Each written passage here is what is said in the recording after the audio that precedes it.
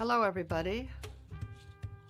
I launched Baby Magic Granny Sense in August 2021 and we're almost into 2023 now.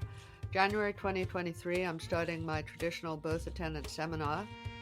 Throw me a shout if you're interested. It's going to be amazing. Season 5 was mostly about birth stories from real women. I chatted to a lot of women and I managed to upload some of those stories onto that.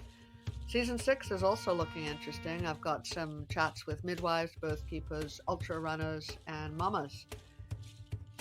Our next episode coming up, the first episode of Season 6, I'm chatting with the Traveling Birthkeeper, who basically the name says it all. Listen up, spread the love. Hello everyone. Today I'm speaking with Kirsten, who is known as the Traveling Birthkeeper. Kirsten, would you mind introducing yourself to everyone? Hi, everybody. I'm Kirsten. I am, I would say, fairly new in the birth world. I have a daughter who's 1 year old, and my journey through pregnancy and birth with her is what enlightened me to continue with my path through the birth world. And I'm really happy to talk about birth with anybody who is interested to hear it, and especially those who are like minded. Rivka here has got a really beautiful sense of birth. And so, yeah, I'm very happy to be here to speak with her and share with you. So, I think you already answered my question. What drew you to birth work? Obviously, having a powerful and transformative birth experience is definitely one of the reasons why people jump into this work. Your experience was a little, I would say it's not really typical. Yeah, it's not really typical. So, just broad outlines how it all happened. You don't have to give detailed birth stories here, but maybe just broad outlines what really drew you to this and how it drew you. Well, my experience began 3 days before setting sail on an open ended sailing voyage, headed towards the South Pacific from Hawaii. Hawaii had been home base, and my husband and I were casually, toying with having a baby, and just didn't expect for us to conceive immediately. I was 36 at the time I conceived, and yeah, I just kind of thought it might take a minute. So we were preparing for this voyage, and lo and behold, I conceived on the solstice in December, and we left the first week of January to sail to the South Pacific. So I had only enough time to buy prenatal vitamins and then just go for a ride. And so my entire pregnancy was in remote island groups, and there were occasional visits to village nurses who had, we got to hear the heartbeat with a handheld Doppler. I think it was around 20 weeks. And beyond that, I would just, pop into a village nurses occasionally and just um, check my blood pressure. I had a couple times where I felt a little dizzy, lightheaded, and yeah, it was a very low key pregnancy, and I really enjoyed that part of it, that I was so far removed from the typical experience that most women in the Western world are having through their pregnancies. So it really allowed me to stay really in tune with my body. And even though I was very far away from what most people would consider proper medical attention or care or availability, I wasn't concerned because I felt so in tune with my body, and I felt confident throughout the whole pregnancy. And then arriving in Fiji, where my daughter was born, I had envisioned finding an elder, wise woman to accompany me through my labor journey, and obviously a home birth. I mean, we even considered having the baby on the boat, and but things aligned where we found a rental property that was offered to us for a whole month. So I got to have the end of my pregnancy and my immediate postpartum on land. And we did find somebody to attend the birth, but it was after a lot of searching high and low, far and wide, and a lot of people asking me why on earth would I want to birth outside of the hospital. And I was really unexpected for me to um, encounter that. I had fully expected, like, oh, we're going to a place that is less developed and village lifestyle, family is very important, and birth is a big part of family. So yeah, I was very struck that it was such a challenge to find the support that I wanted, and having been really persistent to find that support, and then having a beautiful birth experience, it just really opened me up to realize that how important it is for a woman to have the birth experience she wants. And maybe it's my stubborn Aries in me that kept me from, kept me on the search to be able to fulfill the birth to how I wanted it. Um, but yeah, I want to, as a birth keeper, support women and let them know that regardless of what their birth dream is, that it's possible. And I would love to be able to facilitate um, more women being able to birth the way that they want to, wherever they are in the world and whatever they're doing at that time. That's really interesting and very inspiring. I have two questions that come out of what you just described to us. One of them is, um, when you said that you found the support that you wanted, how would you describe that support? What kind of support did you personally want for this journey? I just wanted witnessing and reassurance. I didn't want anybody telling me what to do or coaching me in any way. Based on my pregnancy being so self-directed, I wouldn't call it a wild pregnancy. I did at the end actually get an ultrasound, um, kind of to not necessarily appease the midwife, but just um, they just wanted to know what they were getting themselves into because the hospital system in Fiji is very lacking. And yeah, just to kind of make everybody happy, I did do that. But other than that, the support I wanted was just for somebody who is experienced with birth and who has birthed many children herself and has the woman who attended me. She had actually been present for the births of maybe three-quarters of the adults on the island.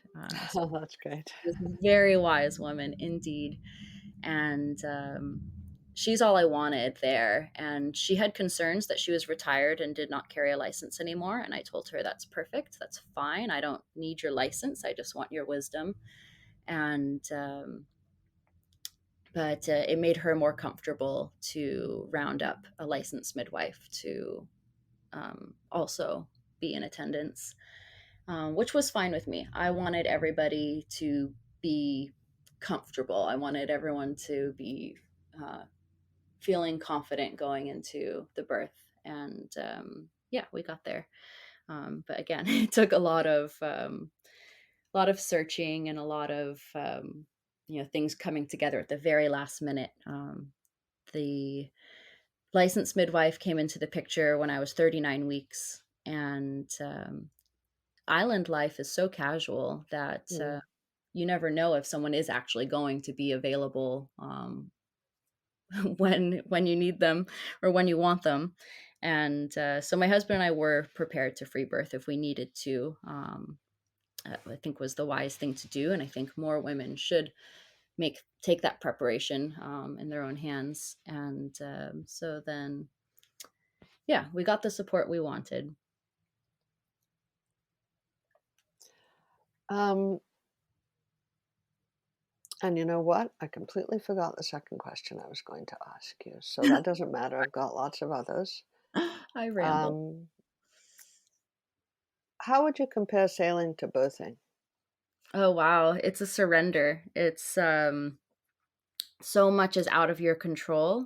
We lived on the ocean for about 11 years, and during that time sailed, I think, around at least 40,000 nautical miles, crossing the Pacific Ocean, I think 5 or 6 times or more. And so during those long stretches when you are essentially on your own, you've done all the preparation that you needed to be able to trust your boat and to, just prepare mentally and physically to know that, like, I'm on my own, and I can relax and use my instincts and my awareness to keep myself safe. And the birth journey is so similar. The preparation during pregnancy, it's I think a gift that our gestation is so long, because it does take time to get to where you need to be, whether that's strictly physically, emotionally, or mentally. Any one of those things could take that long, but it's the full package. You want to have a good, solid mindset.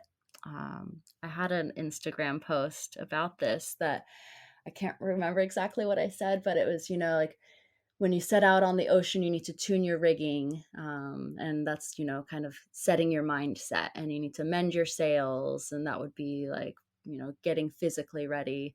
And you need to clean your bilges. And that's digging deep and doing the shadow work to just acknowledge fears and figure out where they're coming from and accept them. And the same processes happen when you're preparing to cross an ocean. And the time that you're out there, there's a lot of time for introspection. And I think the time while you're laboring, if you're in an undisturbed environment, you have a lot of time to really go deep within yourself. So I did remember the other question, and it's something that's very concerning to me and informs why I do what I do. And you said that, and I agree with you. You said that with enough preparation and self-education and knowledge, a woman can um, at least put herself in the right position to have the birth that she is dreaming of. And I know that that's not quoting you exactly, but basically, you and I know that that's more or less true unless something comes in from the absolute ozone and um, creates a different path. But I find it sad that it's actually now easier to do that if you're planning on either a free birth or birthing with someone that works outside of the hospital system, because as soon as you go into the hospital system or the registered midwife system, you're already laboring in an institution that does not have your dreams, even not even in the center, even in the periphery of their focus. So, a woman who wants to go into the hospital and give birth, I don't want to question people's reasons for wanting things. And I've seen, because I used to run a volunteer doula organization here, so we would have people coming in from the most horrific situations, and many of them really wanted to go into the hospital because they didn't have hospitals, and they just wanted to be somewhere clean and peaceful. And even even a hospital birth should be able to be woman-centered and kind and undisturbed, and they're just not. So it's it's sad to me that we can say that we can prepare, but then many, many, many, many women out there think that they're preparing to go into the hospital. They hire a doula, they do all the things, and then, you hear the stories or you witness the really difficult experiences that they end up going through. So, yeah, just that does inform my my belief in what we're doing. Yeah, I agree. I feel like the more personalities and the more different energies surrounding your birth, it can only take away from your experience and being in tune with your body and achieving the goal of having a beautiful, uplifting, transformative birth experience. When you enter a hospital system, you have so many other personalities, and we talk about things that you can't control in a natural sense, but things you can't control in the hospital are other people's baggage and what Yeah, they're bringing into your birth space, and you absolutely. might think that they're doing something based on your best interest and thinking that they're doing the best thing for their version of the most positive outcome, healthy baby.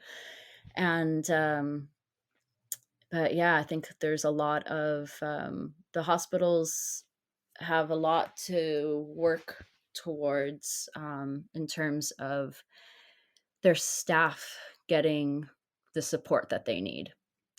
Because I think Yeah, a lot of hospital staff have a lot of birth trauma that they witness that they don't get to process. And it ends up being brought with them to the next birth that they experience. And that next birth might be a woman who is intending to birth physiologically without intervention. And if they see something funny on a tracing, or they just think something's wrong, then it becomes really hard for them to not step in. yeah, Um, Interestingly enough, I have only been interested in supporting out of hospital births. But since the last time we spoke, my life plans have changed, and I'm actually moving back to Maui. And Maui only has one hospital. I'll be living on the side of the island which does not have the hospital. So to get from a home birth, if you needed to transfer, you would be looking at about an hour's drive. And most of my close friends, many of whom are having babies, are on that side of the island. And so I've decided, at least initially for people I know, that I am going to attend hospital births because I want to support women, and especially women who are close to me. And so we'll see how it goes. I've The only hospital birth I'd ever attended was 14 years ago, before I knew anything about birth. And in my uneducated on birth viewpoint, it was a beautiful birth. Everything was fine, and but the mom, who was my best friend, she was under a heavy epidural. She was practically unconscious. Like I remember trying to, just be there with her, and I'm just watching like her eyes rolling in the back of her head. Like she was not with it. And when it came time to birth her baby, she couldn't feel anything. And so in retrospect, she was very disconnected from that birth. But she's gone on to have a home birth and then a subsequent free birth, because she also recognized how disconnected she was from that experience. But that was my only hospital birth experience, and it wasn't traumatic. There wasn't any interventions. It was a vaginal birth, but just a heavily sedated medical birth, vaginal birth. Um, so yeah, I'm gonna be doing a lot of my own inner work to support women in the hospital, without trying to convince them to have a home birth. It's going to be a challenge, but I'm looking forward to taking that on, and I think it'll be really good for me to really practice what I believe, and that is, just not bringing any of your own history or story or biases to another woman's birth. And yeah, so looking forward to that. Yeah, it's gonna be a challenge. I agree. I look at the students that I taught and the doulas that I serve as mentor for, and all the doulas out there in our city who are working in the hospitals, and I admire them so much. It's such a challenging job. Yeah, we'll see how long I last. Yeah, I will always be, trying to do my best to attract my ideal client, which is a yeah, woman taking full responsibility for every aspect of everything happening in her life, from her personal health and pregnancy to her relationships. And um, yeah, so it'll be a it'll be a whole different experience for me, I'm yeah, sure. And if I get to a point where I'm not comfortable in the hospital setting, then I will step back from that. But I just feel that at this point, going to where I will be and with the women in my life there, um, I feel like I would feel bad as telling somebody that, oh, I'm not going to support you only because you're in the hospital. yeah, Um, yeah, that's difficult. mhm. I'm lucky because I have my people around, so if someone, contacts me just for doula work in a hospital, then I can always refer them to my lovely groups. So, Yeah, and that is something that I will probably do in the future. I'm mostly thinking of my sisters, the women in my yeah, life who are really close to me, who are all really happy that I'm coming back to Maui because they're either pregnant or planning to conceive. nice. So, So what was the most challenging experience you had as a sailor? I did it wasn't a solo trip. I sailed without my husband from Tahiti to Maui. I had with me an 18-year-old who wanted to learn how to sail. So I was basically on my own in terms of calling all the shots and running the boat. And at times, I wished I was on my own because I felt, wow, I'm actually responsible for somebody else's kid out here. I mean, he was a very wise for his years 18-year-old. Um, but that was by far my most challenging experience, mostly because I was the sole decision maker and didn't have my partner there to bounce ideas off of, and that reassurance. And that's I guess he was kind of like my sailing midwife because I would, I was the navigator in our sailing life.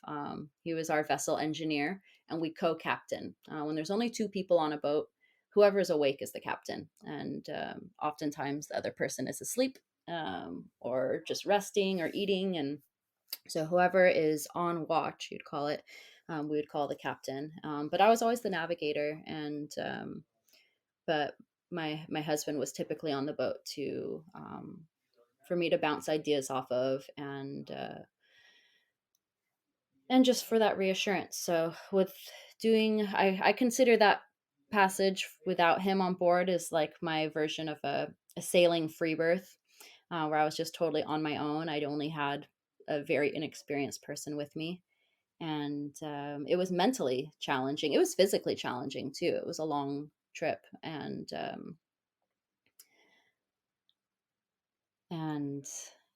there's that definitely is one of the things that made me realize in retrospect after birthing that wow, there's so many similarities between sailing and pregnancy and birth.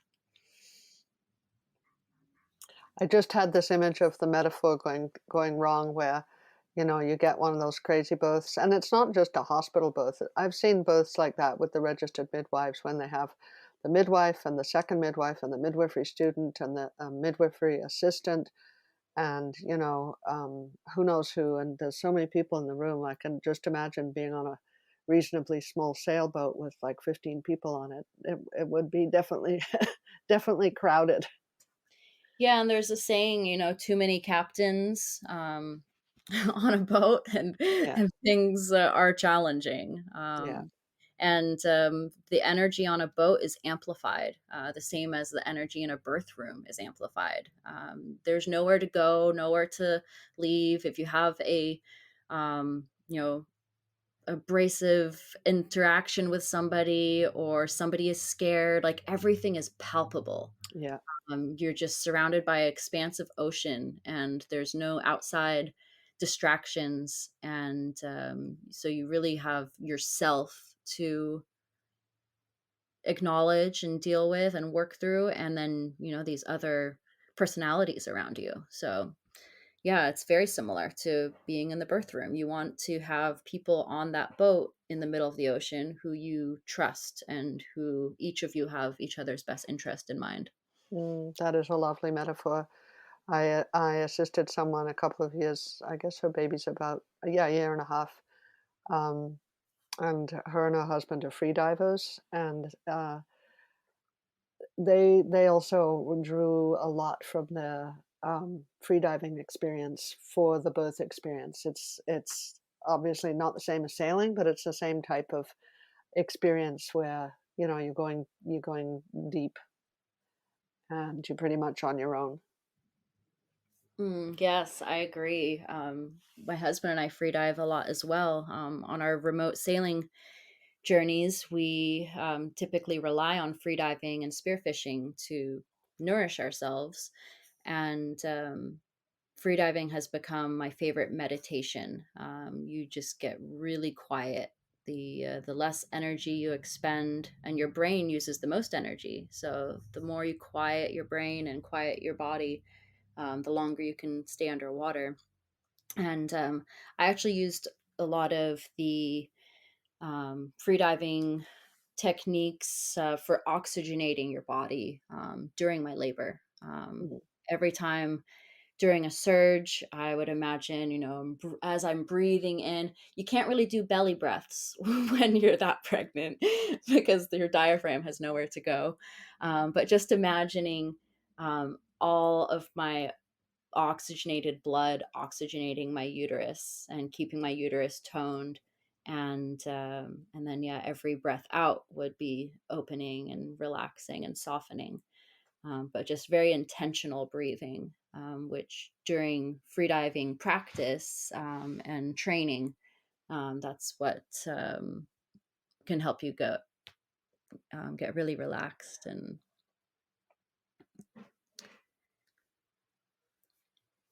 So, what do you think about this wave of women who are reclaiming their reproductive lives, especially the way that they choose to birth? What do you think? Why do you think this is happening now? I'm loving it, but I'm interested in what you think is the root. Why is it happening? Do you think it's going to continue? Is it going to be a snowball effect? What's your opinion on the matter? I'm absolutely loving it as well, and I do think it's going to continue. And I think that social media now is very helpful in that continuing. Um, so many women are seeing the possibilities, the options, that there are options, and so many women had no idea. And prior to COVID, especially, I think, during COVID, the idea of birthing alone in the hospital without your partner, without anybody, just terrified a lot of women. And they were more afraid of birthing alone in the hospital than they were at home with a midwife or unassisted. And so I think that kind of a little bit kickstarted things. I know you've been around birth much longer than I have. And so, in your opinion, I'm sure it started before, all of that. But I think there's a second wave, however small it was, of women who chose out of hospital birth during the last couple of years. And all of those women's experiences, I wouldn't say all, but most were likely very positive. And for every time somebody has a positive birth experience, I know, like, I couldn't stop talking about it. And I think um, that's what we need. We need more women having positive birth experiences and sharing those experiences. And you can go on YouTube now and find so many birth videos. You can find so many podcasts sharing positive birth stories. And, of course, there's always going to be that person who you probably don't even know at the grocery store who asks you about your baby. And if you mention free birth or home birth, they're going to, try and tell you a horror story. Um, but I think that as we move forward through this, I mean, it feels like a big push in the right direction, and as it continues, my prayer is that the negative stories are not given as much uh, not attention, but Right. have yeah, like, I mean, we have hospitals for when those emergencies happen. Yeah. So it's like you don't need to put so much weight on the negativity, because we are so blessed that we live in the day and age where the emergency services are there if something becomes emergent. 9 times out of 10, birth is not going to become emergent, especially if you have been in tune with your body through the pregnancy and you have your needs met and you feel supported. That goes so much farther than showing up for a tests and exams. And um, yeah, I think there's a lot more mindfulness happening now, and I really hope that continues. It's a beautiful thing, and I feel so blessed to be joining the birth world at this time. And my work while sailing, I was always a charter boat captain, and my husband and I actually started a sailing co-op.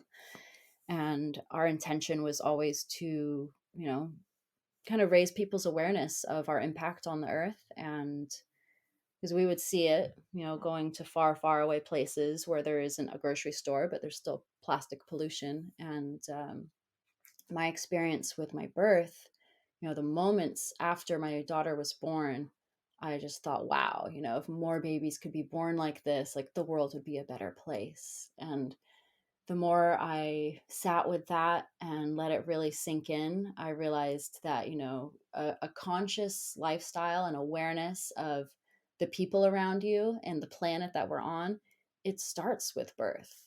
And so, yeah, I've gone from trying to be a conscious sailboat captain, showing people the impact we have on the world, to being a conscious birth keeper and bringing life into the world um, in a peaceful manner.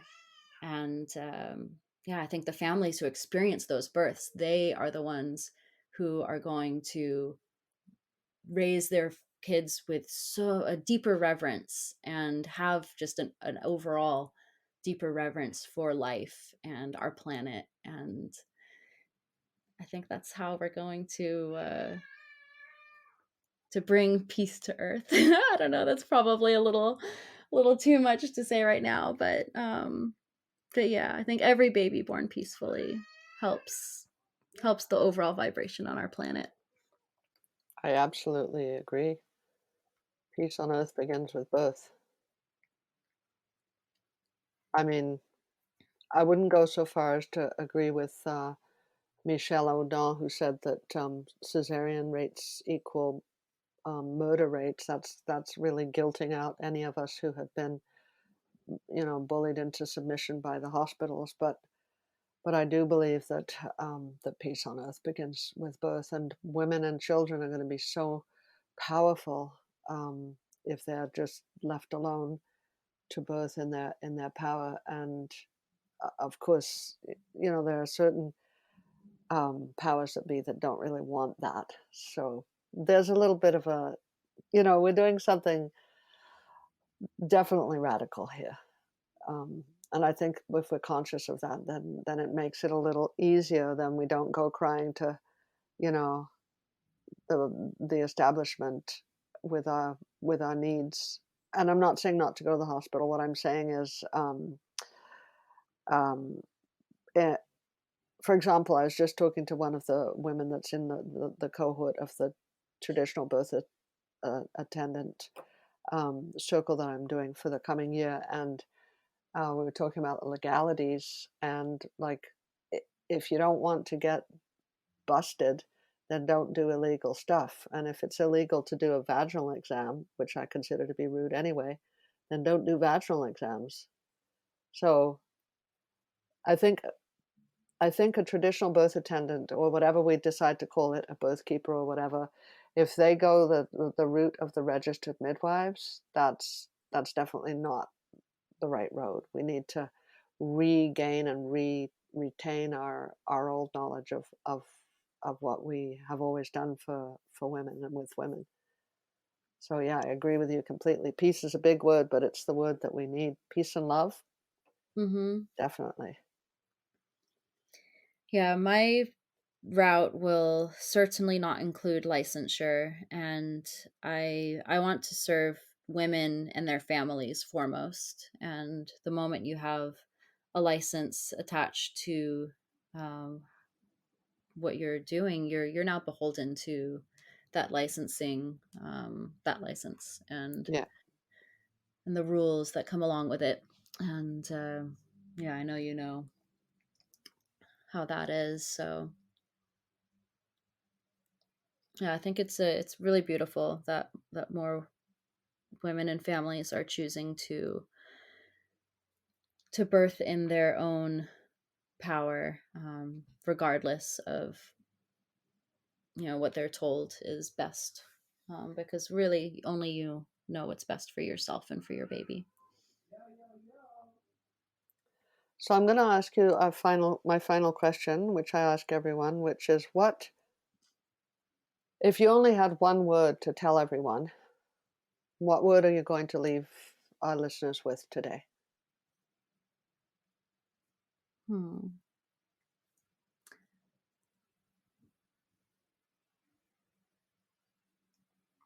I will say to hmm, believe in yourself, believe that you are capable. Um, yeah, I mean, our beliefs are what we hold important to us and dear to us, and that we should really stick to them. Like like what I just said, what is best for you, what you want. And I want women to truly believe that they can achieve what they want. And yeah, just don't ever stop believing. Thank you so much, Kirsten. My pleasure. I'm happy to have spent this time with you, and I look forward to future chats with you, because this is definitely always an evolving subject. And yeah, I look forward to seeing both where our paths go and hopefully meeting in person sometime. Absolutely. Well, I'm going nomad January 2023. So I have a lovely midwife friend on Maui, so I'll definitely look you up. Just for our listeners, I'm going to put in the show notes ways to get in touch with Kirsten. I met her on Instagram, so it'll probably be that. And yeah, keep on keeping on, spread the love, and have a wonderful rest of the day and the week. Thank you. You as well.